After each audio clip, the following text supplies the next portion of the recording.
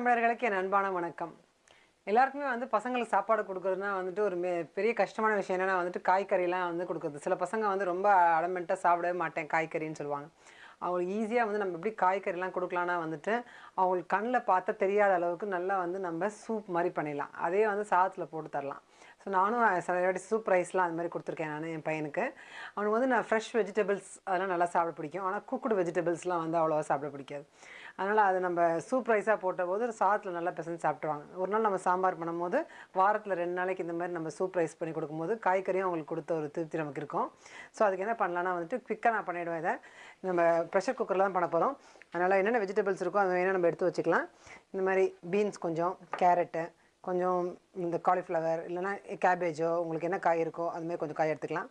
ஒரே ஒரு தக்காளி, கொஞ்சம் பட்டாணி, இது எல்லாத்தையும் மொத்தமாக நான் கொஞ்சம் குட்டி குட்டியாக கட் பண்ணி போட்டுற போகிறேன். இதில் குக்கரில் கொஞ்சம் உப்பு, கொஞ்சம் மஞ்சள் தூள், காரம் எதுவும் வேணாம் பசங்களுக்கு, அதனால் நம்ம வந்து தனியாத்தூள் இவ்வளோ போட்டுக்கலாம். அதை போட்டு தண்ணி ஊற்றி நம்ம நல்லா கொதிக்க வச்சிட்டோன்னா நல்லா அதை வந்து நல்லா மேஷ் பண்ணிடலாம். அப்புறம் குழம்பு மாதிரி ஆடும் அதுவே.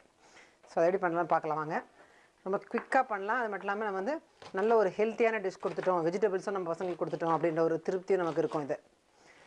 அதனால் எக்ஸ்ட்ராவாக கொஞ்சம் நார்மலாக கொதிக்க வைக்கிறத விட அந்த குக்கரை கொஞ்சம் அதிகமாக நம்ம குக்கரை கொதிக்க வச்சுக்கலாம். நீங்கள் விசில் குக்கராக இருந்தால் ஒரு 4-5 விசில் கொடுத்துட்டிங்கன்னா நல்லா ஸ்மாஷ் ஆகிடும் உங்களுக்கு. ஸோ பீன்ஸ் போட்டாச்சு. நம்ம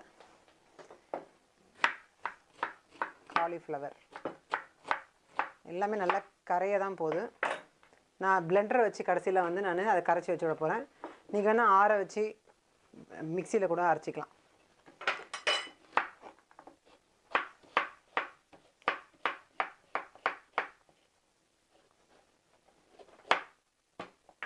கேரட் வந்து குட்டி குட்டி பீசஸ் போட்டாச்சு. பட்டாணி, இது கூட வந்து தக்காளி. இதெல்லாம் நீங்கள் வீட்டுக்கு வந்த உடனே ஃபஸ்ட்டு இதை ஏற்றி விட்டுட்டோன்னா நம்ம அதுக்கப்புறமா வந்து கொஞ்சம் ஃப்ரெஷ்னப் பண்ணலாம். ஸோ மஞ்சள் தூள், இதுக்கு வந்து உப்பு ஒரு டேபிள் ஸ்பூன் கரெக்டாக இருக்கும். ஏன்னா நம்ம கொஞ்சம் தண்ணியாக தான் கலக்க போகிறது. அதேமாதிரி இதுவும் ஒரு டீஸ்பூன் அளவுக்கு போட்டால் போதும். நல்லா முழுகிற அளவுக்கு தண்ணி ஊற்றிக்கலாம்.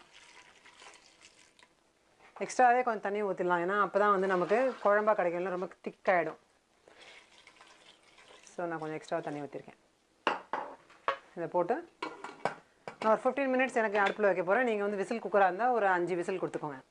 ஸோ மெயினாக நீங்கள் இந்த மாதிரி பண்ணலாம். நீங்கள் அதுவும் ஒர்க்கிங் உமனாக இருந்தால் நீங்கள் இந்த மாதிரி குக்கரில் வந்து சூப் ஏற்றிட்டு அதே டைமில் எலக்ட்ரிக் குக்கரில் வந்து நான் இப்போ ரைஸ் ஏற்றிருக்கேன். ஸோ ரைஸும் சூப்பும் வந்து ஆயிடுச்சு. இன்றைக்கி வந்து நல்ல ஒரு டின்னர் சாப்பிட்லாம். ஸோ வந்து இப்போது உள்ள சூப் ரைஸ்க்கு வந்து சூப் வச்சுருக்கேன் நான். அது வந்து நல்லா வெந்து ஆறிடுச்சு கொஞ்சம் ஓரளவுக்கு. ஸோ பாருங்கள், ஓரளவுக்கு நல்லா வெந்து போச்சு. இப்போ வந்து நம்ம ஸ்மாஷ் பண்ணலாம். இதை நீங்கள் வந்து தண்ணியை வடிகட்டி எடுத்துகிட்டு கொஞ்சம் மிக்சியில் போட்டுட்டு அப்புறமா தண்ணி கலந்துக்கலாம். இல்லைன்னா இந்த மாதிரி பிளெண்டர் யூஸ் பண்ணிக்கலாம் நம்ம.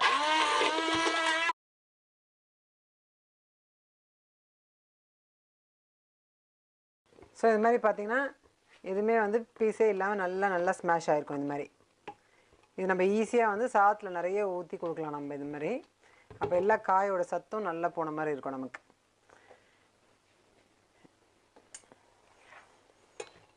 ஸோ ஒரு கரண்டியில் எடுத்து காட்டுறேன் நான். மோஸ்ட்லி எல்லா பார்ட்டிகல்ஸும் வந்துடுச்சு நல்லா.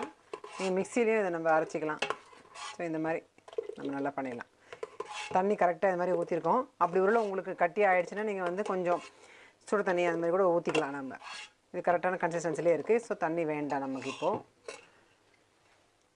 ஸோ இந்த மாதிரி நம்ம சூப் பண்ணும்போது என்ன பண்ணலாம்னா வந்துட்டு பூசணிக்காய் அதெல்லாம் வந்து கேபேஜ் இது மாதிரி எதெல்லாம் வந்து நல்லா மற்ற காயோட நல்லா ஜெல்லாவோ அந்த மாதிரி காய் நம்ம ஆட் பண்ணலாம். ஈவன் ப்ராக்கலி கூட ஆட் பண்ணலாம். ப்ராக்கலி நல்லா இதில் கரைஞ்சிடும் அப்படியே. அது நல்ல அயன் நிறைய இருக்குது, அதுவும் கொடுக்கலாம். கொஞ்சம் கீரை கூட போடலாம் நம்ம வேணும் கொஞ்சமாக இலையா. ஸோ இப்போது ரைஸ் நல்லா சூடாக ரெடியாக இருக்குது. இது கூட சூப் ஊற்றிக்கலாம். இதில் ஏற்கனவே உப்பு போட்டோம், காரத்துக்கு கொஞ்சம் தனியாத்தூள் போட்டிருக்கோம், அதுவே எனாஃபாக இருக்கும். ஸோ இந்த மாதிரி மிக்ஸ் பண்ணிக்கலாம்.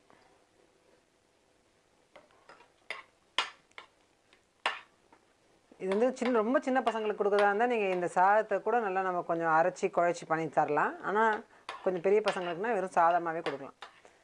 ஒரு குருமா சாதம், சாம்பார் சாதம் மிக்ஸ் ஆன மாதிரி இருக்கும். ஸோ நல்ல ஒரு ஹெல்த்தியான சூப் ரைஸ் ரெடி ஆயிடுச்சு.